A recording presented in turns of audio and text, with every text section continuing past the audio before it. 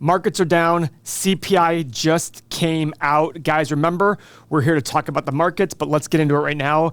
CPI came in, Mo. Why don't you go over the numbers real quick? So CPI and headline inflation rose 0.1% over the prior month and 3.1% over the same month last year. Pretty low. Yeah. Good stuff. So a lot of people at first, the market jumped up pre-market because people were saying, great, things are coming down, Fed's going to drop rates. Yeah. And now the market is down. Why is that? So I want everybody to remember, core CPI is the CPI excluding the very volatile food and energy. Year to date, energy is down. Oil prices are down 12.3% year to date. At one point in the year, Mo, it was actually up like almost 20%. But we have some categories here. Why don't you go over some of those categories here on how CPI came in? So rent, you can see it was up about 7%, 6.9%. Yeah. Restaurants are still up 5.3%. Personal cares, so those are items that everybody buys. Alcohol up about 3%. Vehicles up 1.3%. Now here's the big one that brought everything down. Gas. It's down about 9%, and airfares are down just about 12%. Yeah, so you look at used vehicles are still dropping. Those are off some crazy highs. Yeah. So there are some big drops. So guys, groceries are still up 1.7. The Fed has come out and said, our main goal is 2% core inflation. They want to remove food and energy because of how volatile it is. They don't want to sit there and worry about that. What they want to worry about is that other group of non-volatile basket of goods. So food and energy is out. Mo, what you got here? So we are starting the Fed meeting today. It's going to conclude tomorrow. Jerome Powell is going to release the minutes at 2 o'clock Eastern time, 2:30. He's going to speak. This is CME Group. These are the guys who kind of predict where rates are going to go. They say that there's a 98.4% chance that we stay where we're at, 5.25 to 5.5. Powell has said time and time again that we are going to be very stubborn about dropping rates because we want to fight inflation. And it's funny, even if you look at this, that next 1.6% is raising. There's zero people saying that they're going to drop rates. Yeah, listen, you never say never, right? Yeah. In the financial world especially. But if Powell went from saying we want 2% core inflation and core inflation's at 4%, which is still double, and it rose. He's been saying time and time again, guys, I'm here to fight inflation. I'd rather over-raise interest rates to fight inflation than get too quick about lowering them. If for them to lower rates, I would sit there and say, what political pressure was put on him to do that? Yeah.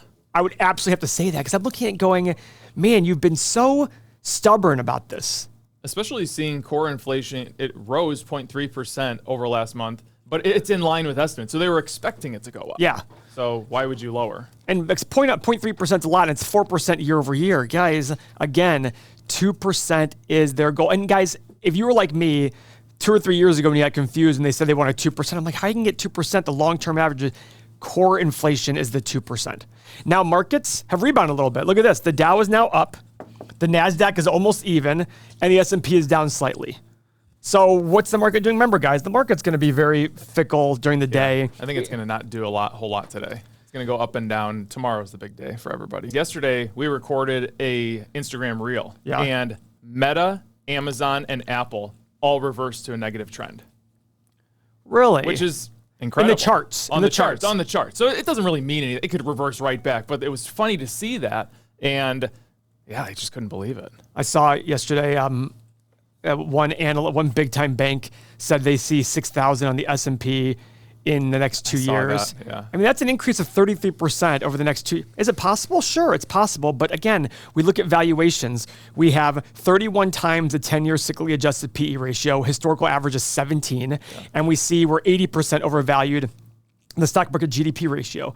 Guys, everybody is watching inflation. Yeah. Everybody's watching the interest rates. But I want everybody to remember, interest rates were 0 in March of 2022. Then they started raising rates. Yeah. The S&P is flat since then. So I look at it going, damn, people didn't want high. Now we have high rates. Like, you can literally sit there and lend your money to the government for 90 days at 5.4%. You can lend the money to the government for 10 years for 4.2%. Yeah. At some point, that's going to affect, especially when we have S&P flat over the last 27, 28 months, it's going to affect your decision making. Yeah. Right? And on this channel, what we're trying to do is look at the data out there. There's a million data points out there. We're just trying to sit here and say, what makes What are each of the major data points are what's going to drive everything? I look at this and say we have 3.7% unemployment versus 3.9%. So unemployment went down. But you are seeing a large tick up, and I have a lot of people I know who are losing their jobs in the finance and banking industry.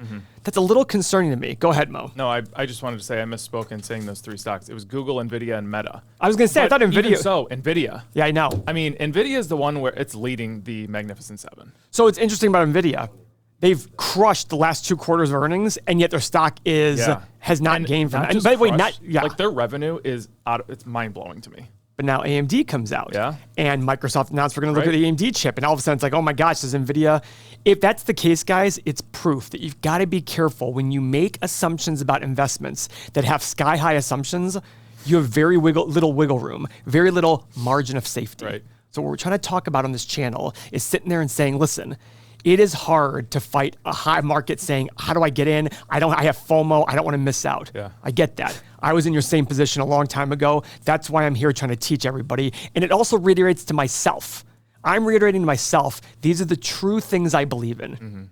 And I look at an investor and say, why would an investor want to risk money when they can get 4.2% over 10 years with the government and 5.4% over 90 days. And by the way, it's not 90 days, it's the annualized. So if you do it 4 times, you get 5.4% with the government. It's so funny. I was writing some options yesterday, and all these options I kept writing, they were 4.3%, 3.9%. I'm like, why bother? Yeah. Why just keep my cash over there? It's making 5.4%, 5.38, whatever it's sitting at, and be happy. So it's interesting about the options because we talk about options. We sell covered calls. We sell cash secured puts. And when people say to me, Paul, what return do you want to make? I said, well, it depends what my cash is getting. 3 years ago, I was getting 0% of my cash. I was happy with 2%. Yeah, you sit there and go, okay, if it's a stock I want, a price I want, if I'm going to make 3 or 4%, I'm fine with that. Yeah. But now that I can get 4.3%, I'll just wait it out. Right. There's no reason to sit there unless I can get 10, 12, 13, 14% annualized return on. These are the decisions you have to make. If somebody came to you and proposed, hey, I have an investment for you at 7% interest, you sit there and look at them going, but I can go make 4.2% over the next 10 years with the government. There might be volatility in the value, but as long as I hold it, I'm going to get 4.2%. Why should I take your investment with any sort of risk at 7%? Going back to your comment about NVIDIA and the story, and you have to have the margin of safety. There was another reel we made yesterday, and I'm not putting these stocks in the same category as NVIDIA, but Workhorse, Nikola, Peloton, and how hyped they were and how the story was so good at the time. So, it's funny, a friend of mine sent me a text yesterday with an article saying the EV bubble popped, and I just wrote, And I was just, because, this was also a friend who I love, but he was like, oh, he's like, you think everything's going to go to shit in a hand. I'm like, no, I don't. I just sit there and go, when I see companies that are selling for $10 billion that have $50 million in revenue, I'm like, there's a big disconnect. And zero product. Could it work? It could work. Yeah. But it's going to work 1 out of 1,000 times, not 1 out of 2 times. And again, not comparing Nikola to NVIDIA, but it's the same premise. Don't just chase the big AI story thinking it's going to work out perfectly. Yeah, we're here to teach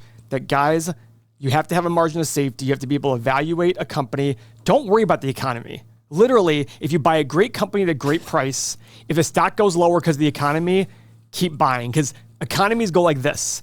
Your job is to buy good companies, stocks.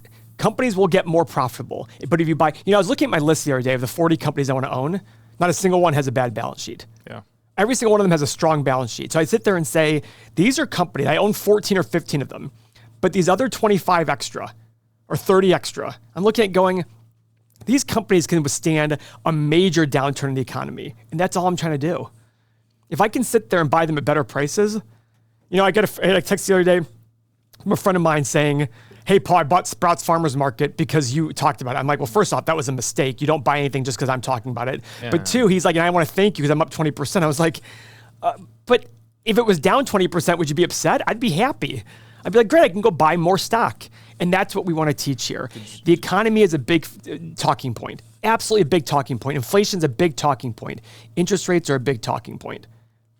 They're a temporary talking point. In a year or 2, we'll be talking about something completely different, probably. I don't think you saw the text that I put in our group chat with Dalton yet. All I wrote is just F Sprouts. Why? What happened? Because it's up against it. It's almost $50 a share. And I'm just looking at this. We bought it like 32 to 34, and we're genuinely upset it's higher. Because we look at this company and think, we feel it's a great company. We want the market to turn against it and say, this company sucks. Drive the stock price down to 20. And We now it's- generally want that. I mean, I look at my position. I'm almost 30% probably, and I'm just looking at this going, damn. This is not a humble brag. I bought Generac at $83. I'm actually upset about this. And I bought it like a month and a half ago. And I look at it going, but I want Generac at $60. That's what we're trying to teach on this channel. We're trying to sit there and say, listen, if you truly understand what drives a business's value, it's the income. If you buy a company where over long periods of time the income grows 10x, if you pay a reasonable price, your stock will probably go up 10x. Same with interest rates. We still get questions. Oh, Paul, what do you think is going to happen? I'm like, I don't care what's going to happen in the next Fed meeting.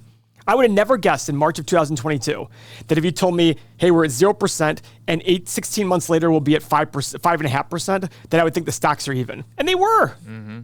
Now, what's that reason? I don't know. But all I know is I'm not going to go chase the Magnificent Seven. There's only one that's even reasonable, and that's the Googly Moogly. Yeah. Google's the only one that's reasonable, and I regret not buying Google.